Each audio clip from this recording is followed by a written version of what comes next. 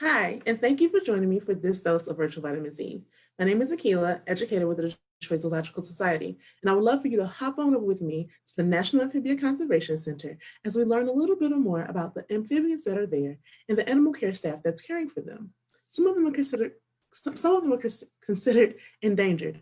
So I'm going to share with you some ways today on how you can help amphibians that are in your own backyard. All right, let's see what we have.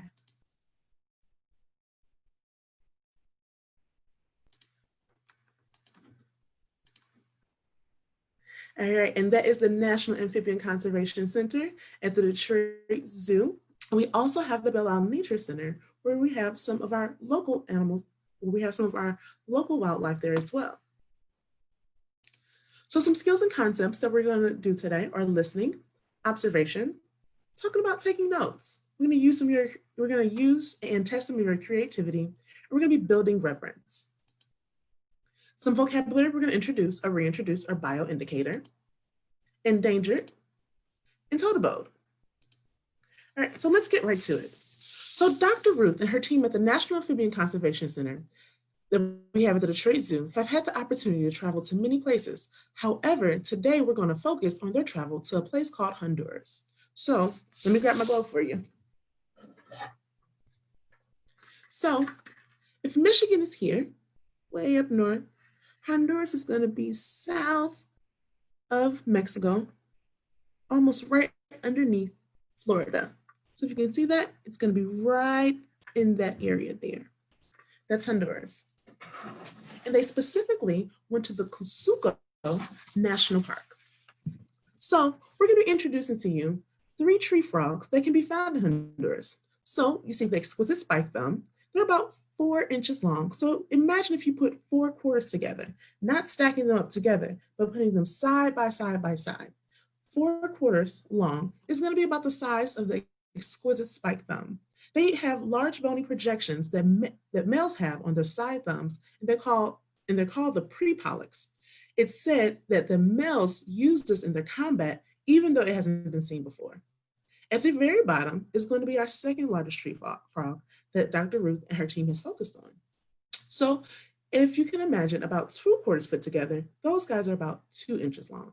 They live in a small area that's protected. It's a protected region of the National Park of Cusco. So Cusco National Park, right in Honduras. Their call sounds almost similar to a duck. So if you can think of a duck that goes quack, quack, that's going to be their call. In the exquisite spike thumb frog, there's not a call that the human ear can quite distinguish just quite yet. So research is still being done there. It's also said that the Cusco spike frog can jump into leaf litter and bury themselves, and it's considered unusual for tree frogs. So a tree frog is usually found on a tree, and if they're burying themselves, that's kind of unusual. That's an unusual observation and an unusual behavior of those spiked tree frogs. And at the very top, on the right, I think it's on my right side of your screen, but you can definitely tell these guys because they have red eyes. So the size of them are about a quarter and a half. So if you can think of 1 quarter put together and think of another quarter and just take half of that 1 quarter, that is going to be about the size of a mossy red-eyed tree frog. So when they're tadpoles, they have a really pretty sheen-like color, which is, I have a picture here, that these were photos that were taken by John Colby. And their odd behavior when they're tadpoles is that they flip onto their backs and they swim onto their backs almost like belly side up with their belly showing. So if you can imagine, if you're on your back kind of trying to do the frog or like a frog paddle, that's what those guys are doing, but that's when they're in their tadpole stage. So their call is going to be similar to chirps and clicks. And researchers like Dr. Ruth, she would have known what it was going to be like to make these observations when she went to Honduras and studying these animals, if she hadn't started studying the local wildlife that's in our own backyard. So today with you, I'm going to share some things that you can do in your own backyard to increase your skills of trying to find toads or amphibians in your own backyard. So some items that you're going to need. You're going to need to be ready to look and listen carefully. You're going to need an open space outdoors. You're going to need maybe a piece of paper or notebook, pencil, ceramic pot, or acrylic paint, especially if you're going to be near the water. all right? Or especially if you live near the water, or if you have a lake or a river right next to you. That way you can always go back and make some observations. Now, one thing I want to point out is that Dr. Ruth has built these skills over a long period of time, just like a lot of our amphibian care staff.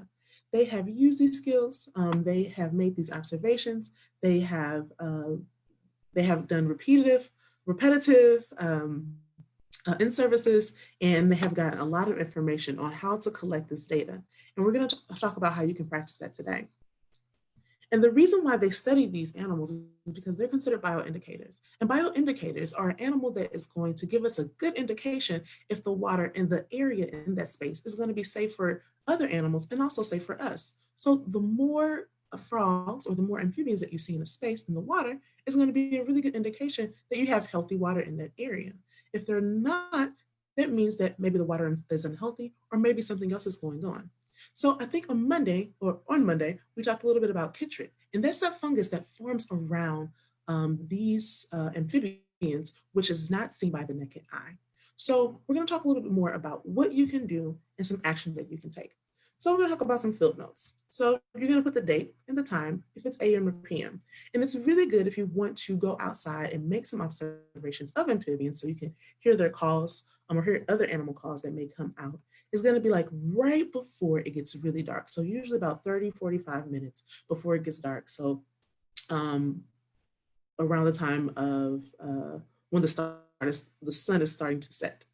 And you're going to take some observations of the weather conditions, whether it was hot, warm, cold, humid, rain, snow. We don't have any snow this summer, or sunny. At least we're going to hope that we don't have any snow. You're going to talk about some things that you saw, some things that you heard, and things that you look for. Now, you don't want to go outside right away and then just start making observations. You're going to want to take some time. You're going to want to be still. And you're going to want to take note. You're going to want to take notes, maybe after about 2 minutes or so, when there's no silence and you're not doing anything. So it takes some time to kind of get used to this. And this is something that this is a skill that you can build on a regular basis. So these are field notes, and this is you practicing note taking. Okay, so we talked a little bit about a total boat. So if you live near the water, so if you have a pond in your backyard, or if you have a lake or a river nearby that you like to visit on a regular basis, you can build something like this. So this is something that it's an outdoor habitat for small amphibians like toads or frogs, and they can live in it. So you see that it's a ceramic pot, and some people decide to decorate theirs. I forgot to bring mine in to show you what it was going to look like, but this picture right here, someone buried it in the ground and they put a little bit of dirt in there. So the amphibian will have enough space to get in there and live inside. Or you can turn it right side up and you can kind of hike it up on top of some rocks, and then some toads can go in there. So if you do observe some animals that are going to be going in there, you want to be very careful if you want to make those observations. You're going to want to make sure that you keep your distance and maybe take a photo, but be very careful when you're taking your photos. You don't want to have your flash on because you don't want to startle them. All right, this one right here, someone decided to put gems and stones on it, or and shells that they found. And you are welcome to do that as much as you like, but it's really found that acrylic paint works really well. So I challenge you to test out your creativity skills. All right. So again, today, just some skills and concepts that we covered. We talked about listening, going outside, taking a hike. When you are trying to make your observations, don't make those observations right away. Take a few minutes to settle into your space. Make sure that you have everything that you need before you go out. And something that I didn't put on the list was that maybe you have binoculars. Some people like to invest in night goggles so you can see what's going on at night around you. You're going to make some observations. You're going to take some notes. Get used to taking some of those field notes. All of the information that Dr. Ruth has learned over the years, that's stuff that she's been able to apply in different places like Honduras and to help with the conservation work. Talk about some of those creativity skills when you're trying to create your total boat and you're trying to make even more observations in your backyard. We also talked about building reverence. So you're building reverence by creating a home for these animals to go into. And we're also building reverence by you taking notes and making observations of what you could possibly do in your own area to help wildlife. So I would like to say thank you for joining me again for this dose of virtual vitamin Z. Make sure you check out our website. We just launched the Amazon Rainforest League, so you can learn even more. You can learn about even more conservation work that we're doing for amphibians and other wildlife in Panama. So thank you again for joining me, and we hope to see you soon. And take care.